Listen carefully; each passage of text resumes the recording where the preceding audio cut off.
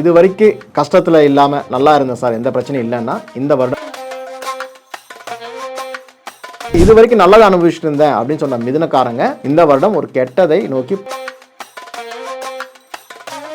இந்த மிதுன ராசி மிதுன லக்னம் திருமணம் எனக்கு கல்யாணமாகி இது வரைக்கும் நல்லா போயிட்டு இருக்கிறவங்க கணவன் மனைவிக்குள் வரக்கூடிய பிரச்சனைகளை சொல்லக்கூடிய காலகட்டம் இந்த ஒரு வருட காலகட்டம். தயவு செய்து சண்டை போடாமல் இருக்கிற பிரச்சனை பேசி தீர்த்துக்கங்க. நீங்கள் ஏதாவது ஒரு வாக்குவாதத்தை ஆரம்பிச்சுன்னா அது பெரிய.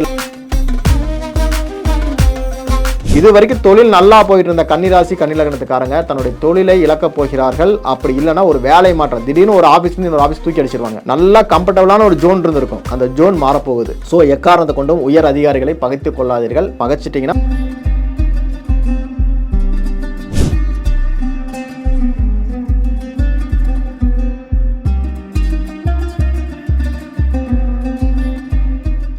ஓம் காலகால ஈஸ்வராய நமக. பிரபஞ்ச சக்திக்கு நன்றிகள். நான் சரவணன் சோமசுந்தரம், பேலன்ஸ் சேரின் ஆசிரியர். ரியல் ஒன் ஆன்மீக நேயர்களுக்கு என்னுடைய மனமாத நன்றிகளையும் வாழ்த்துக்களையும் புத்தாண்டு வாழ்த்துக்களையும் தெரிவித்துக் கொள்கிறேன். இப்போ பார்த்தீங்கன்னா இந்த வீடியோவை பொறுத்த வரைக்கும் போன வீடியோவில் நம்ம 3 ராசி சிறப்பாக இருக்குன்னு நம்ம சொல்லியிருக்கோம். இந்த தடவை 3 ராசி மிகப்பெரிய அளவில் பாதிக்கப்பட போகுது. இது வரைக்கும் கஷ்டத்தில் இல்லாமல் நல்லா இருந்தேன் சார், எந்த பிரச்சனையும் இல்லைன்னா இந்த வருடம் கொஞ்சம் கவனமாக இருங்க. குரு பார்த்தீங்கன்னா உங்களுடைய அதனுடைய பார்வைகளால் உங்களுக்கு செய்யக்கூடிய செயல்களில் என்ன மாதிரி பிரச்சனைகள் கொடுப்பாருன்னு இது சொல்ல போகிறோம். அந்த 3 ராசிகள் எதுன்னு பார்த்தீங்கன்னா 1 மிதுனம், 2வது சிம்மம், அதுக்கப்புறம் கன்னி. இந்த 3மே கொஞ்சம் கவனமாக இருக்க வேண்டிய காலகட்டம். செலவுகள் கட்டுக்கடங்காமல் போகும். உங்களுடைய திசாபுதி எது வேணா இருக்கட்டும், நல்ல திசை போயிட்டு இருக்கவங்களுக்கு கூட சமாளிக்கலாம் அப்படிங்கிற எண்ணம் தான் இருக்குமே தவிர நான் நல்லா இருக்கேன்னு உங்க வாயில வராது. இந்த வருஷம் கொஞ்சம் கஷ்டப்படுத்துதே அப்படிங்கிற எண்ணங்கள் வரும். ஏற்கனவே கெட்ட திசாபுதிகள் சிறப்பா இல்ல சார் ரொம்ப சிரமத்தில் இருக்காங்க, ரொம்பவே கவனமா இருக்க வேண்டிய ஒரு காலகட்டம். ஏன்னா குரு அப்படிங்கிறவர் எங்க என்ன பண்ண போறார் அப்படிங்கிற வீடியோவில் நம்ம சொல்ல போறோம். பாருங்க, ஃபர்ஸ்ட் மிதுனம். மிதுன ராசி மிதுன லக்னம். எப்பவுமே லக்னத்துக்கு தான் பலன், ராசி அப்படிங்கிற நிறைய பேர் எதிர்பார்க்கறனால அதை நான் சொல்றேன். பார்த்துங்க, மிதுன ராசியாகட்டும் இல்லை மிதுன லக்னமாக இருக்கட்டும், குரு பாருங்க அந்த இடத்துக்கே வரார், அந்த ராசி அதாவது மிதுன ராசிக்கே வராரு. அதுக்கு நேர் 7ஆம் பாவம் பாதக ராசி. அதாவது குரு இந்த ராசி லக்னத்துக்காரங்க மிதுனத்துக்கு பாதகாதிபதி 10ஆம் அதிபதி. அவர் என்ன பண்றாரு, நேர லக்னத்துக்கே வரார். அப்படின்னு என்ன ஆகுனா ஒரு கெட்டதும் ஒரு நல்லதும் கலந்து செய்யக்கூடிய காலகட்டம். அப்ப என்னன்னா இது வரைக்கும் நல்லதை அனுபவிச்சுட்டு இருந்தேன் அப்படின்னு சொன்ன மிதுனக்காரங்க இந்த வருடம் ஒரு கெட்டதை நோக்கி போக போறாங்க. கெட்டதுன்னா பயந்துராதீங்க, கொஞ்சம் சிரமத்தில் இருக்கும். உங்க திசாபுதி நல்லா இருக்குன்னு வச்சுக்கோங்களேன், கொஞ்சம் சிரமப்படுத்தும். ஒரு லோன் எதிர்பார்த்தா டக்குன்னு கிடைச்சது, இப்போ கம்பெனிக்காக ஒரு லோன் கிடைக்கல, குடும்பத்துக்காக ஒரு பணம் எதிர்பார்த்துருக்காங்க வரல, என்னென்ன தெரியல சார், செலவு அதிகமாகுது. அது உங்கள் திசாபுதின அடிப்படையில் போயிட்டு இருக்கும். அதை நீங்கள் மீன் பண்ணிக்கணும். எடுத்தோன்னே சார் நல்ல கெட்டதுன்றீங்க, நான் நல்லா இருக்கேன் அப்படி சொல்லக்கூடாது. நல்லா இல்லைன்னு சொன்னீங்க, நல்லா இருக்கே அப்படின்னு சொல்லக்கூடாது. திசாபுதியின் அடிப்படையில் இதை பார்த்துக்கணும். அப்போ 7ஆம் இடம் என்கின்ற பாதகாதிபதி நேர் பார்வையில் அந்த குரு இருக்காரு. 7ஆம் இடத்தையே பார்க்குறாரு. பாதகாதிபதி தன் பாதகஸ்தானத்தையே பார்க்குறாரு.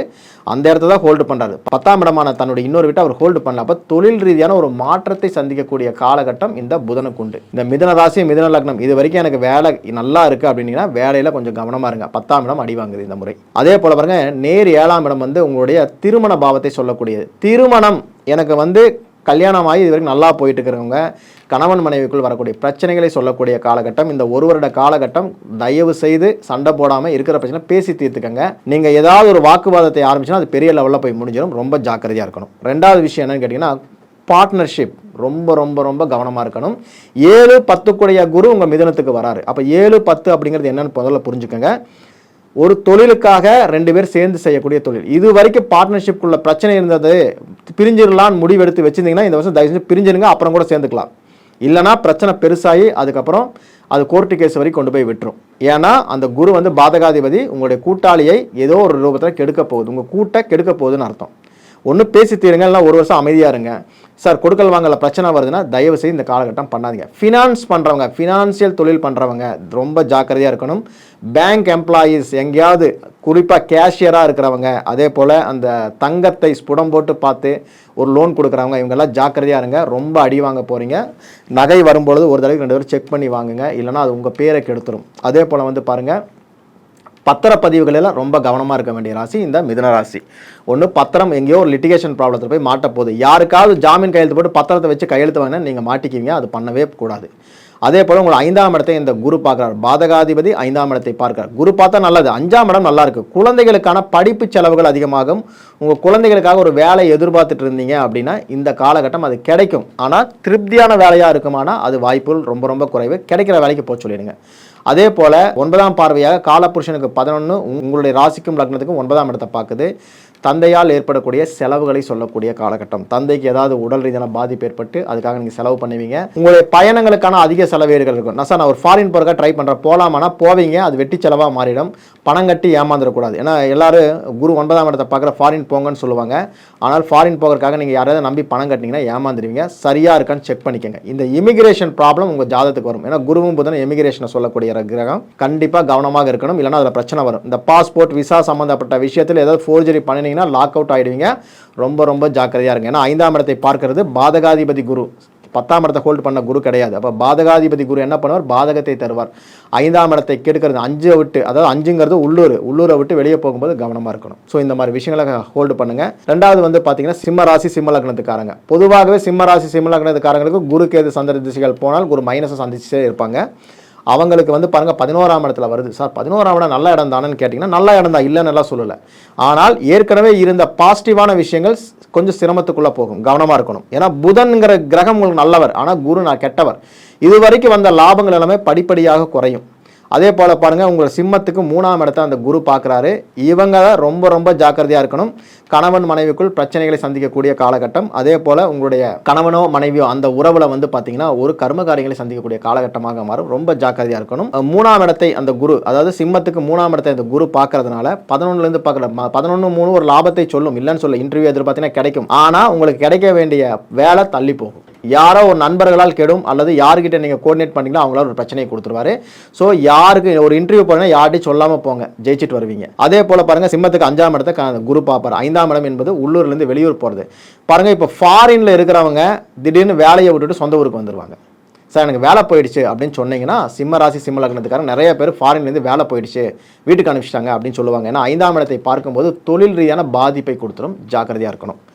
அதே போல் வந்து பாருங்கள், அங்கிருந்து உங்களுடைய 7ஆம் இடத்தை பார்க்கும். சிம்மத்துக்கு 7ஆம் இடத்தை அந்த குருவானவர் பார்வை செய்வார்.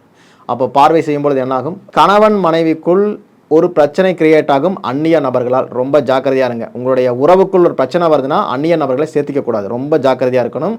ஏன்னா காலபுருஷனுக்கு 9ஆம் அதிபதி அந்த லக்னத்துக்கு ராசிக்கும் 11ஆம் இடத்துல வராரு, 7ஆம் இடத்தை பார்க்குறாரு. ரொம்ப ஜாக்கிரதையாக இருக்க வேண்டிய காலகட்டம் சிம்ம ராசி சிம்ம லக்னத்துக்காரங்க. இது என்ன பண்ணுன்னா உங்கள் குடும்பத்துக்குள்ளே குழப்பத்தை உண்டு பண்ணிடும். திருமண வாழ்க்கையில் முறிவு ஏற்படுத்திக்கலாம்னு நினைக்கிறவங்க இந்த வருஷம் கேஸ் போட்டுருவாங்க. ரொம்ப ஜாக்கிரதையாக இருங்க. ஏன்னா புதனும் குருவும் சேர்ந்தால் ரொம்ப ஜாக்கிரதையாக இருக்க வேண்டிய காலகட்டம் சிம்ம ராசி சிம்ம லக்னத்துக்கு. கணவன் மனைவிக்குள் பிரச்சனை வந்தால் தயவு செஞ்சு கொஞ்ச நாள் பிரிஞ்சிருங்க. வாக்குவாதத்தை ஏற்படுத்திக்காதீங்க. ஏற்படுத்திங்கன்னா அது திருமண முறிவில் கொண்டு போய் விட்டுரும். திருமணத்துக்கு நான் பொண்ணு பார்த்துட்ருக்கேன், மாப்பிள்ளை பார்த்துட்ருக்கிறவங்க கொஞ்சம் பொறுமையாக அந்த வரனை விசாரித்து பண்ணுங்கள். இல்லைனா ஏமாற்றக்கூடிய ஒரு வரன் அமைஞ்சு தப்பு பண்ணிட்டோங்கிற மாதிரி ஒரு ஃபீல் ஆகிடும். கவனமாக இருக்கணும். அடுத்ததாக பார்த்தீங்கன்னா கன்னி ராசி கன்னி லக்னத்துக்காரங்க. பாருங்கள், 10ல் குரு. நம்ம பொதுவாக சொல்லுவோம் 10ல் ஒரு பாவியாவது இருந்தால் நல்லதுன்னு நம்ம சொல்லுவோம். ஆனால் இந்த இடத்துல பார்த்தீங்கன்னா 10ல் ஒரு பாவிங்கிறத விட குரு இருக்கும் இடம் டோட்டல் வாஷ் அவுட் பண்ணக்கூடிய காலம். 10ஆம் இடத்தில் குரு வந்தால் தொழில் மாறிடும். இது வரைக்கும் தொழில் நல்லா போயிட்டு இருந்த கன்னிராசி கன்னி லக்னத்துக்காரங்க தன்னுடைய தொழிலை இழக்கப் போகிறார்கள். அப்படி இல்லைன்னா ஒரு வேலை மாற்றம், திடீர்னு ஒரு ஆஃபீஸ்லேருந்து இன்னொரு ஆஃபீஸ் தூக்கி அடிச்சிருவாங்க. நல்லா கம்ஃபர்டபுளான ஒரு ஜோன் இருந்திருக்கும், அந்த ஜோன் மாறப்போகுது.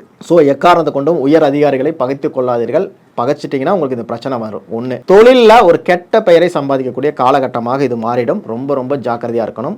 உங்களுடைய 2ஆம் இடத்தை பார்க்கறதுனால வங்கி தொழிலாளர்களும் அதே போல் இந்த ஆபரணம் வேலை செய்கிறவங்களும் அதே போல் பணத்தை வந்து டெய்லி கலெக்ஷன் போகிறாங்க. புதனும் குருவும் சேர்ந்தா டெய்லி கலெக்ஷன் சொல்லுவாங்க. அதில் தயவு செஞ்சு கவனமாக இருங்க.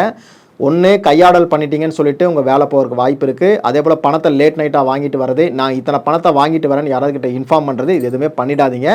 கண்டிப்பாக கொள்ளை போகக்கூடிய வாய்ப்பு இருக்குது. பிளான் பண்ணி தூக்கிடுவாங்க. அதனால் உங்கள் பேர் கெட்டுரும், உங்கள் கை காசு லாஸ் ஆகும். ஜாக்கிரதையாக இருங்க. ஏன்னா நகை இன்னைக்கு மதிப்பு வேறு மாதிரி இருக்குது. அப்போ தொழிலில் பணம் எவ்வளவு போடுறது யார்கிட்டையும் சொல்லக்கூடாது. அடுத்தது பாருங்கள், 4ஆம் இடத்தை பார்க்கும். கன்னி ராசி கன்னி லக்னத்துக்காரனுக்கு 4ஆம் இடத்தை பார்க்கும் அந்த குரு. அந்த 4ஆம் இடம் என்பது தாயினுடைய உடல்நிலை சொல்லக்கூடிய இடம். ஜாதகரை பொறுத்த வரைக்கும் ஒரு கம்ஃபர்டபுளான ஜோனை சொல்லக்கூடிய இடம். கண்டிப்பாக சொத்துக்களுக்காக இன்வெஸ்ட்மெண்ட் பண்ணலாம், தொழிலுக்கு இன்வெஸ்ட்மெண்ட் பண்ணக்கூடாது. சொத்துக்கள் வாங்குறேன் சார், ஒரு சொத்து வாங்கலாமான்னா செலவாகுதுன்னு நான் சொல்லிட்டேன். கண்டிப்பாக சொத்து சார்ந்த விஷயங்களுக்கு ஒரு பாசிட்டிவை தரும். ஏன்னா அந்த ராசி லக்னத்துக்கு 3, 7, 11 ஆக்டிவேட் ஆகிடுவார். அப்போ சுப செலவுகள் அதிகமாகக்கூடிய காலகட்டம். செலவு தான், திசாபுத்திகள் நல்லா இருக்கும்போது சுப செலவாக மாற்றலாம். ஒரு சொத்து வாங்குறேன், ஒரு வண்டி வாங்க போகிறேன்னா நீங்கள் தான் முதல் ஆள். தயவு செஞ்சு செலவு பண்ணிவிடுங்க. மாறாக தொழிலாக போட்டிங்கன்னா லாஸ். அதே போல் வந்து பாருங்கள், அது டைரெக்டாக வந்து பார்த்தீங்கன்னா 6ஆம் இடத்தை பார்க்கும். இந்த 6ஆம் இடம் அப்படிங்கிறது என்னென்னா ருண ரோக சத்ருன்னு சொல்லுவோம். குரு பார்த்தால் கோடி நன்மை. 6ஆம் இடத்தை பார்த்தா எனக்கு வந்து நோய் தீர்ந்துருமா அப்படின்னு கேட்டிங்கன்னா நோய் தீராது, நோயை அதிகப்படுத்திடுவார். உடல் ரீதியான பாதிப்புகளில் லாக் ஆகிடுவீங்க. ரொம்ப ரொம்ப ரொம்ப ஜாக்கிரதையாக இருங்க. உடலை கொஞ்சம் தயவு செஞ்சு கவனிச்சுங்க. குறிப்பாக வயதானவர்கள் கொஞ்சம் தன்னை கவனிச்சுக்கணும். குழந்தை பேருக்காக யாராவது குழந்தை இல்லை சார் குழந்தை கிடைக்குமான்னு கேட்டால் அவங்களுக்கு ஒரு பாசிட்டிவான விஷயம் என்னன்னு கேட்டிங்கன்னா, மருத்துவம் சார்ந்த விஷயத்துக்கு நீங்கள் தயவு செய்து செலவு பண்ணுங்கள். செலவுன்னு சொல்லிட்டா அது சுப செலவாக கன்வெர்ட் பண்ணிக்கங்க. அது உங்களுக்கு ஒரு பாசிட்டிவான ஒரு விஷயத்தை கொடுக்க ஆரம்பிச்சிடும். ஏன்னா உங்களோட ஜாதகத்தை பொறுத்த வரைக்கும் 6ஆம் இடத்தை பார்க்கும்போது நோய்க்காக, எதிரிகளுக்காக, அதே போல் கடன் சார்ந்த பிரச்சனைக்கு உங்களுடைய பணம் செலவாக போகுதுன்னு சொல்லிட்டோம். அப்போ குழந்தை இல்லை சார் குழந்தைக்காக செலவு பண்ணலாம்னா இந்த ஐவிஎஃப் போகிறவங்க, அது மெடிசன் சம்மந்தப்பட்ட விஷயங்களுக்கு பாசிட்டிவாக இருக்கும். 6ஆம் இடத்தை பார்த்தால் இப்போ சப்போஸ் அந்த 6ஆம் இடத்துல ஒரு செவ்வாய் இருக்கார், ஆல்ரெடி அது சனி வீடு, செவ்வாய் இருக்காரு, அது குரு பார்த்துட்டாலும் ஒரு விபத்து ஏற்படும். ஸோ கன்னிராசி கன்னி லக்னத்துக்காரங்க தயவு செய்து லேட் நைட்டில் ஓட்டாதீங்க. செல்ஃப் டிரைவிங் முடிஞ்ச வரைக்கும் குறைச்சிக்கங்க. முடிந்த வரைக்கும் சேஃப்டி எக்யூப்மெண்ட் போட்டுட்டு உங்களுடைய வாழ்க்கையை அந்த டிரைவிங்கில் காட்டுங்க. இல்லாத பட்சத்தில் கண்டிப்பாக ஒரு லாஸ் ஆகிடும். 6ஆம் இடம் என்பது உத்தியோகஸ்தானம். உத்தியோகத்தில் தயவு செஞ்சு பிரச்சனை படுத்திக்காதீங்க, யாரையும் பகச்சிக்காதீங்க. அந்நியர் நபர்களால் உங்களுடைய தொழிலுக்கே பாதிப்பு வரக்கூடிய காலகட்டம். ரொம்ப ரொம்ப ஜாக்கிரதையாக இருக்கணும். அதனால தான் நான் ஏற்கனவே சொன்னேன், மிதுனம், சிம்மம், கன்னி இந்த 3 பேருமே ரொம்ப ஜாக்கிரதையாக இருங்க. பேரை கெடுத்துக்காதீங்க. பேரை கெடுத்துட்டிங்கன்னா குரு வந்து 10ஆம் இடத்துல வந்து தொழில் ரீதியாக உங்களுடைய பேரும், 4ஆம் இடம் என்பது கேரக்டர் சொல்லக்கூடிய கேரக்டர் அசாசினேஷனும் உங்களை பண்ணுவாங்க. உங்கள் கேரக்டர் சரியில்லைன்னு சொல்லிட்டாங்கன்னா ரொம்ப ஜாக்கிரதையாக இருக்கணும். அதனால் அவங்ககிட்டலாம் ஆர்கியூமெண்ட் பண்ணாதீங்க. இந்த ஒரு வருஷம் போயிடுச்சுன்னா ஆட்டோமேட்டிக்காக மாறிடும். ஸோ மீண்டும் ஒரு நல்ல ஒரு காணொலியில் உங்களை சந்திக்கிறேன். நன்றி, வணக்கம். வாழ்க வளமுடன், வாழ்க வளமுடன், வாழ்க வளமுடன்.